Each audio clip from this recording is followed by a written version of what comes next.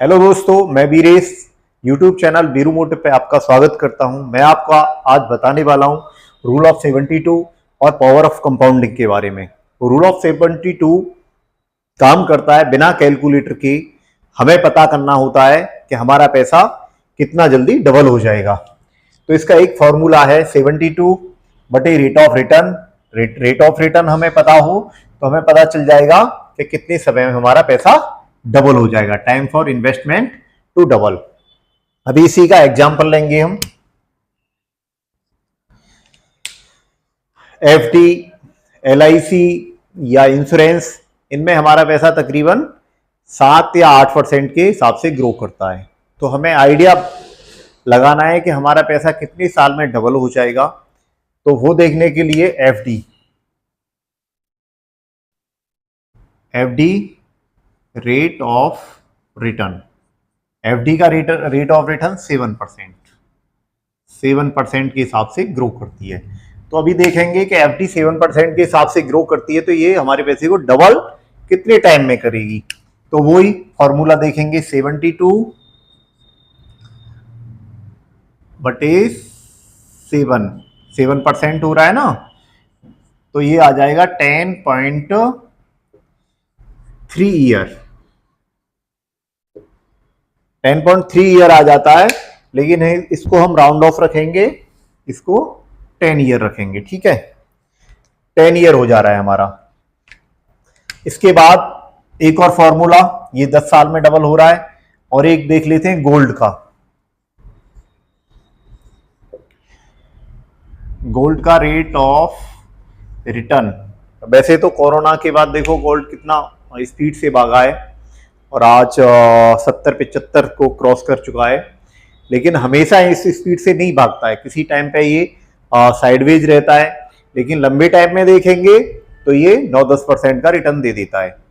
तो हम देखते हैं rate of return 9%।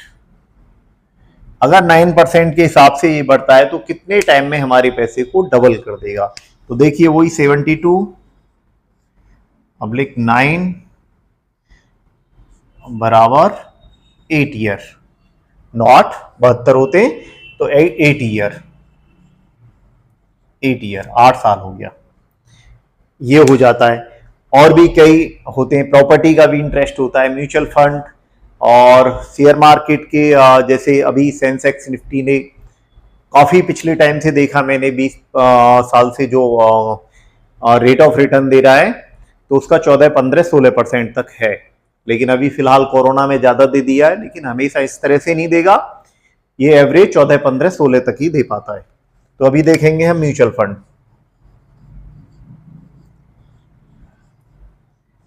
Mutual fund का रेट ऑफ रिटर्न 14%। 14% के हिसाब से ग्रो, सेंसेक्स निफ्टी भी ग्रो कर रहे हैं तो शेयर तो और भी स्पीड से ग्रो करते हैं। तो ये इसका पिछला रिकॉर्ड है। तो इसके हिसाब से वही सेम फॉर्मूला, 72/14 इजिकल टू कितना हो गया, 5.3 होता है, लेकिन 3 वगैरह को हटाएंगे हम, महीने को नहीं लगेंगे, 5 ईयर, यानी कि ये 10 साल में डबल करता है।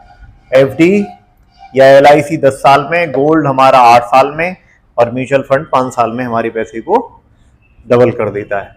तो अभी इसी को हम एक पावर ऑफ कंपाउंडिंग को भी देखेंगे। ये हमारा 72 हो जाता है, हमें ये बताता है कि हमारा पैसा कितनी टाइम में डबल हो जाएगा। और पावर ऑफ कंपाउंडिंग बताता है कि हमारा पैसा कितना ग्रो करेगा। तो ये देखते हैं, एफडी का ही ले लेते हैं। एक एग्जांपल लेते हैं। इसमें देखो 1 लाख 20 साल में, 1 लाख को हम 20 साल के लिए डालते हैं तो वो एफडी, गोल्ड और म्यूचुअल फंड में कितना पैसा हो जाएगा, ये देखते हैं हम। एग्जांपल एफडी में, और रेट ऑफ रिटर्न 7% है। तो 7% के हिसाब से आपने देखा होगा 10 साल में डबल होता है ये पैसा। 72 में भाग दिया था 7 का, तो 10 साल में डबल होता है। अब 10 साल में डबल होता है तो 20 साल में कितना हो जाएगा, 20 साल में कितना हो जाएगा, 2 बार डबल हो जाएगा। तो अभी देखो 1 लाख, 1 लाख, और कितने साल, 10 साल, 10 ईयर, 10 ईयर में कितना होगा, 2 लाख, 2 लाख हो जाएगा।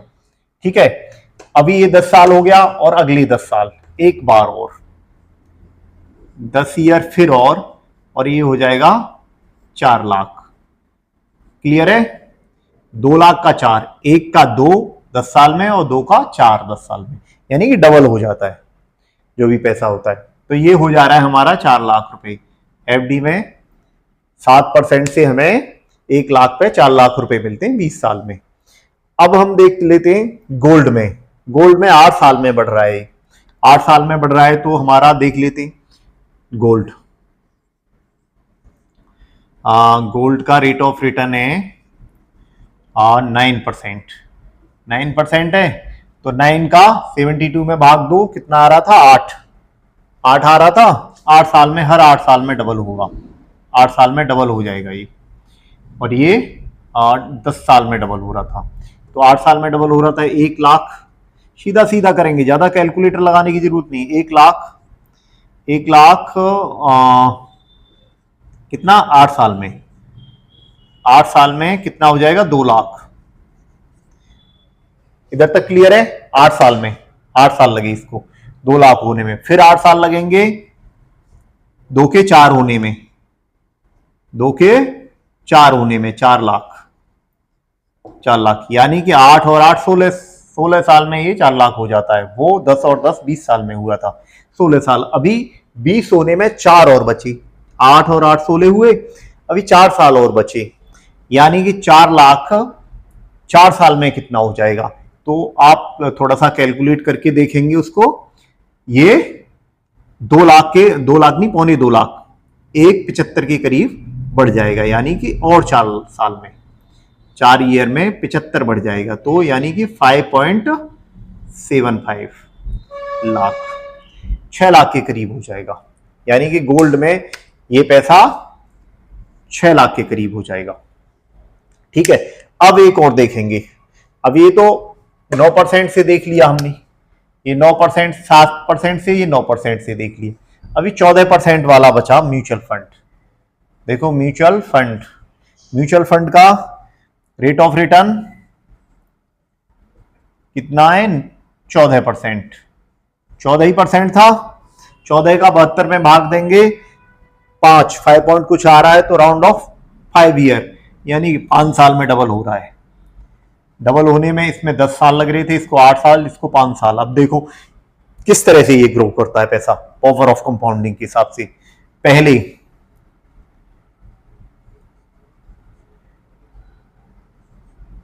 5 साल में 1 के 2, पहले 5 साल में 1 लाख ही रुपए बढ़ेगा, 1 का 2 लाख हो जाएगा।